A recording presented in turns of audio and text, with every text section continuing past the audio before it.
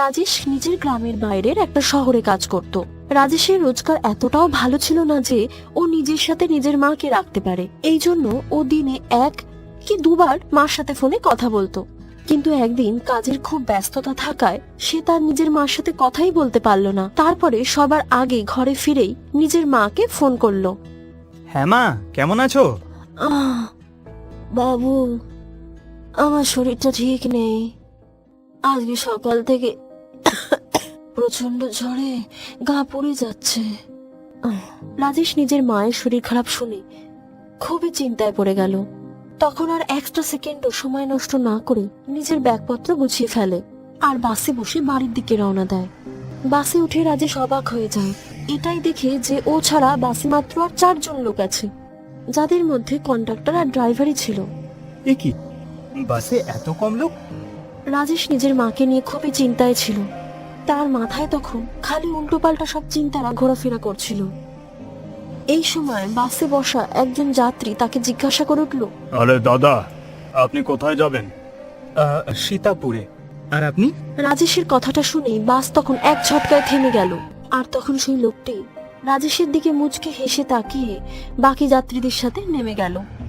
এবারে বাসে যাত্রী হিসাবে রাজেশ একাই থাকলো। কিছুক্ষণ পরে রাজেশ নিজের মন ভালো করার জন্য জানলা দিয়ে বাইরের দিকে তাকালো। আর ঠিক সেই মুহূর্তে ওর মনে হলো বাসের বাইরে বুঝি কোনো মহিলা দাঁড়িয়ে আছে, যে 2 হাত নাড়িয়ে বাস থামানোর চেষ্টা করছিল।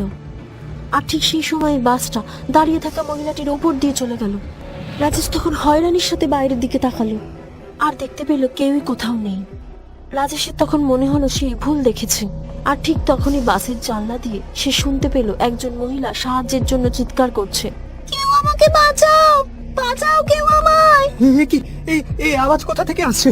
তারপরে যখনই রাজেশ জানলা দিয়ে বাইরের দিকে ঝুঁকে তাকালো আর তখনই সে দেখতে পেল সাংঘাতিক চেহারা বিভৎস এক পেতনি জানলার সামনে দাঁড়িয়ে। পেতনির চোখ দিয়ে রক্ত ঝরছিল। এই দেখে রাজেশের হোশ উড়ে গেল। আর সেই মুহূর্তে সে তখন কন্ডাক্টরকে ডেকে যেই জানলার দিকে তাকালো তখন তার চোখে পড়লো কেউ কোথাও নেই। আরে হয়েছেটা কি? চেঁচাচ্ছ কেন? ওই, আমি এক্ষুনি একটা পেতনিকে দেখলাম। এতটা পর্যন্ত বলে রাজেশ সংশয় পড়ে গেল আর ভয়ের চোটে বিড়বিড় করতে লাগলো। তখন কন্ডাক্টর বলে উঠলো, আরে দাদা, এই হাইওয়ে ভুতুরে, বলে নাকি এখানে একটা পেতনি থাকে। যে যাত্রীরা এখান থেকে যায় তারা অনেকেই নাকি তাকে দেখেছে। আপনি একটা কাজ করুন, বাসের সব জানলাগুলো বন্ধ করে দিন। কন্ডাক্টরের কথা শেষ হতেই রাজেশ বাসের জানলাগুলো সব এক এক করে বন্ধ করতে লাগলো। আর যেই মাত্র সে বাসের শেষ জানলাটা বন্ধ করতে গেল তখনই বাইরে থেকে একটা পচা গলা হাত এসে তার গলাটা টিপে ধরলো, যেটা দেখে বাসের কন্ডাক্টরেরও হোশ উড়ে গেল। আর তখন সে বাস তাড়াতাড়ি চালানোর জন্য বলল, আরে বাবলুদা, তাড়াতাড়ি বাসের স্পিড বাড়াও, এখানে একটা পেতনি আছে। বাসের স্পিড বাড়তেই সেই পেতনিটা রাজেশকে জানলা দিয়ে বাইরে বার করে নিল আর রাজেশ রাস্তার উপর পড়ে গেল। তখন শুনশান হাইওয়ের ওপরে একটি হাসির আওয়াজ শুনতে পাওয়া গেল।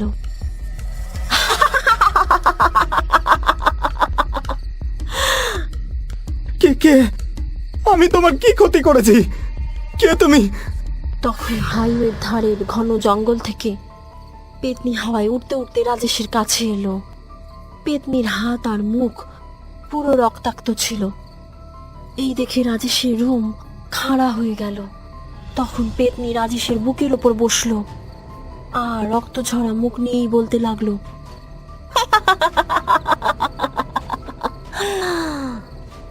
আমি কতদিন ধরে না খেয়ে আছি, আজ তোকে খেয়ে আমি আমার খিদে মেটাবো। আমার বাড়িতে যাওয়া খুব প্রয়োজন, আমার মা অসুস্থ। আমি যদি বাড়িতে না পৌঁছই তাহলে আমি হয়তো আর কোনোদিন ওনার সঙ্গে দেখা করতে পারবো না। রাজেশের এমন কান্না দেখে পেতনি একটু হতবাগী হয়ে গেল। কান্না বন্ধ কর, আমি মানুষেরই মাংস খেতে চাই। আর যদি আমি তোকে ছেড়ে দিই তাহলে আমার খিদে কে মেটাবে? হ্যাঁ, আপনি আপনি যদি আমাকে না ছাড়তে পারেন তাহলে আমার মায়ের সঙ্গে দেখা করে আসতে দিন। আমি কথা দিচ্ছি, আমি এখানে তোমার জন্য নিজে অপেক্ষা করব। পেতনির নখ হঠাৎ করে লম্বা হতে লাগলো আর এই সময় সে যেই রাজেশের বুকে নখ বসাতে গেল, তখন রাজেশ তাকে আবার বোঝালো। আর তখন পেতনি তাকে ছেড়ে দিতে রাজি হলো। আচ্ছা ঠিক আছে, তুই তোর মার সাথে দেখা করে আয়, আর তারপর যদি তুই না ফিরিস তাহলে মনে রাখ, আমার বাসের মধ্যে শিকার করার পুরো অভ্যেস আছে, তোকে তো আমি ধরেই ছাড়বো। এই বলে পেতনি হাওয়াতে মিলিয়ে গেল, আর রাজেশ তড়িঘড়ি উঠে ছুটতে শুরু করলো। এই সময় পিছন থেকে বাসের জোরে হর্নের আওয়াজ কানে এলো। তখন রাজেশ সেই বাসেই উঠে পড়ল। ওর অবস্থা দেখে কন্ডাক্টর সবই বুঝতে পারল, আর ওকে বলল, দেখো ভাই, তোমার ভাগ্য খুব ভালো যে এই পেতনির হাত থেকে রক্ষা পেয়েছো। আসলে যখন এই হাইওয়ে তৈরি হচ্ছিল তখন শ্রমিকদের মধ্যে একজন মহিলা ছিল, নাম চম্পা। ওর বাচ্চাটা এই রাস্তা পার হওয়ার সময় বাসের তলায় চাপা পড়ে যায়। বাচ্চার মৃত্যুর পর ও পাগল হয়ে গিয়ে নিজেরও প্রাণ দিয়ে দেয়। আর এখান থেকে যে বাসি যায় তার মধ্যে যাদের পায় তাদেরই শিকার করে। আর যে ওকে দেখতে পেয়ে যায় তার ধরে নাও শেষ সময়। তাহলে ও কি আমাকে মেরেই ছাড়বে? তুমি চিন্তা করো না, আমার কাছে এর একটা উপায় আছে। তখন কন্ডাক্টর রাজেশকে একটা তাবিজ দিয়ে বলল, এই কবজ তোমার কাছে রাখো, আর সব সময় এটা তোমার গলায় পরে থেকো।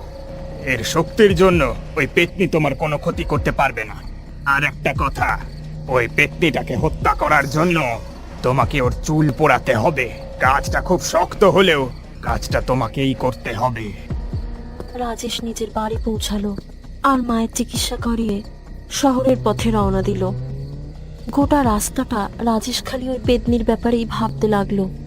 আর ঠিক তখনই ওই জায়গা আসতেই রাজেশ ওখানে নেমে গেল। রাজেশ পেতনির জন্য অপেক্ষা করতে লাগলো। তখনই একটা আওয়াজ শোনা গেল, আর পেতনি জঙ্গল থেকে সামনে এলো।